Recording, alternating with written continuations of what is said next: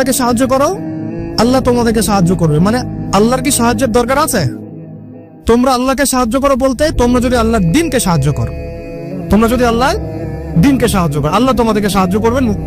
ওই উসাব্বিত আকদামাকুম, তোমাদের পা আল্লাহ পাক শক্ত করে দিবেন ইনশাআল্লাহ। একটা। 2 নাম্বার, ইন্নাল্লাহ লা ইউগাইয়িরু মা বিকওমিন হাত্তা ইউগাইয়িরু মা বিআনফুসিহিম, আল্লাহ পাক কোন কওমের কোন জাতির অবস্থা ততক্ষণ পর্যন্ত পরিবর্তন করেন না, সংশোধন করেন না, যতক্ষণ তারা নিজেরাই নিজেদের অবস্থা পরিবর্তনের চেষ্টা না করে। আয়াত তো পরিষ্কার। এখন তৈরন আযাবিল আসবে না, এসে ইসরায়েলে হামলা করবে না, পাথর নিক্ষেপ করবে না, এটা সেই যুগ না। এটা আবরাহার যুগ না যে হস্তি বাহিনীকে ধ্বংস করার জন্য তৈরন আবাবিল আসবে, এটা সেই যুগ নয়। এখন আবাবিল আপনাকেই হতে হবে, আমাকেই হতে হবে। কথা কি বুঝতে পারছেন? এটা নিজেদের তাকদীর, নিজেদের ভাগ্য, নিজেদের মানে ভবিষ্যৎ আল্লাহর উপর তাওয়াক্কুল করে